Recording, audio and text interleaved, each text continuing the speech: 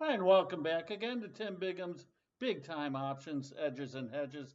Taking a look at our one-day wonder, I'm terming it, trade on SanDisk that only took one day to revert back and set up for some very nice profits. That escalated quickly indeed. So let's jump in and take a look. First and foremost, here was the original video from yesterday, right? How to potentially profit post earnings, right, in SanDisk, selling a long-term strangle. We sold the 500 puts, $100 calls in 2028 on an overbought, right, technical basis. That certainly reverted big time today. Overvalued, right, price of sales over 12, the first time ever. SanDisk with overly rich options, and the options, even with the big 15% drop in SanDisk today, implied volatility actually on the call side got lower. The put stayed about the same. So let's jump in and take a look, shall we?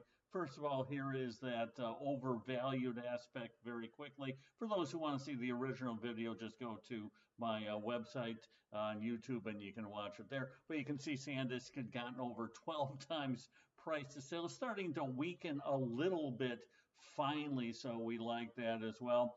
IV, as we talked about, had exploded post earnings. Here was the earnings. Here's the actual move higher post earnings on SanDisk, right? Here it is on a shorter term basis. Last earnings, you saw the usual vol crush post earnings. Here, a very minor, and then it actually was trading higher than it was pre earnings on SanDisk, simply because of the multitude of call buying rushing in. And you can see IV had reached about the highest level of the year, had shot up, right? The long term had moved up about 3% on a technical basis. You can see that the stock had gotten to overbought levels. We talked about it in the original video yesterday. 9-day RSI over 90, MACD at the highest level of the past year, Bollinger percent B over 100, trading at a big premium to that 20-day moving average. This doji, as we talked about in yesterday's video, signaling usually a sign that maybe that trend had come to an end, right? Indecision, right, where the stock opened and closed at the same price after making a new all-time high. That indeed was the case. You can see SanDisk got absolutely walloped today, down over 15%, along with many other of these stocks that had gone to ridiculous extremes. You can see 9-day RSI now weakening sharply, right? Now back toward more neutral readings. MACD towards more neutral. Bollinger percent B back well below 100. And IV really didn't pop up at all. So we were able to get into the trade and get out for a very nice profit. So let's take a look at the original trade. Here, as you can see, right, we were able to go out and sell the $500 put, $1,000 call sell strangle that expires out in 2028, right? Selling it for about $495, right?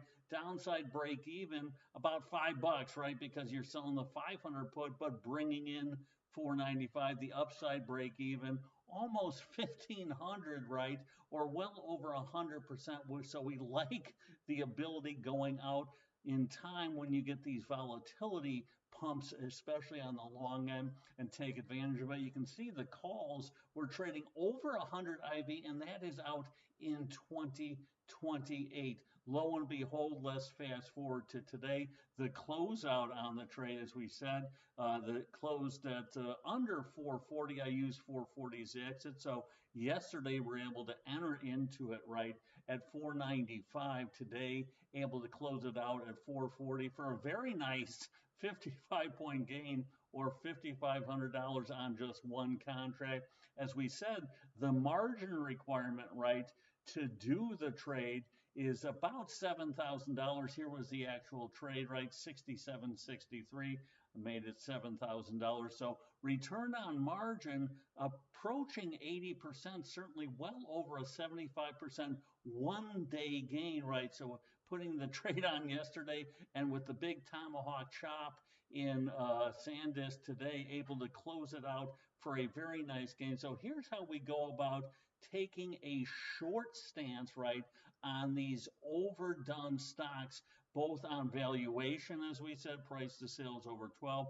certainly on the technicals, as we alluded to, with everything getting extremely stretched, right? So we don't mind taking a short position, but doing it in that hedge fashion, right, where we had plenty of room, right, had 14.95 upside break even, $5 to the downside, so a wide area for the stock to move, just waiting for that one day for it to happen. It actually happened in one day, a very nice 78% gain.